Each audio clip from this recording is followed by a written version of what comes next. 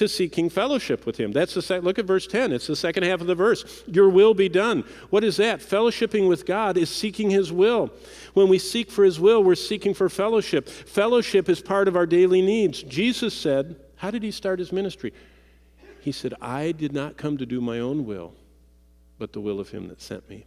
He announced that when he started his ministry. He said, what I'm doing is what God wants me to do, because I'm in complete harmony and fellowship with him. As the book of Amos said, the wanting of God's will is a pathway to fellowship. Can two walk together except they are agreed? Fellowship with God grows the more and more we agree with wanting to walk his way. To walk the pathway that the Lord has, we have to say, this is the pathway I want, and I want to walk in it. That's when we say, your will be done. What does your voice have to say about my path today? I want to hear it and do it. We're supposed to seek him first, and usually what we think of early in our day is what is most important and what shapes our day. God wants us to think of him early, and he wants to dominate our days. God wants us to renew our desire to know and do his will every day. That's what fellowship, thy will be done. And then the middle is this pathway of trusting God for daily needs. When Jesus instructed us to ask for daily bread, he wasn't saying, go to the bakery. He was inviting us to learn to walk more and more by faith and less by sight. That's why it's daily bread.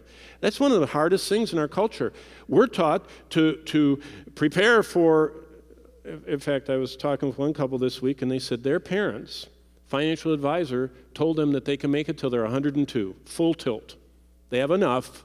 You can do anything you want till you're 102. Better die before then, Cover everything. They're the American dream. I mean, they did it. They don't need day-to-day faith. They've got it till they're 102. Well, living by faith means trusting God more and more each day. Our faith is fed by his word. God says faith comes by hearing his word. God says finding and eating his word brings joy and rejoicing. What does Hebrews 11 say? Without faith, trusting God for our daily needs. Without faith, it's impossible to please him. So the world is saying live by sight and live for sight. And God says, this world is not your home. You're just passing through. You have a city in the heavens. I want you to need me every day. You can't make it through your day without me, following the pathway of trusting God for daily needs.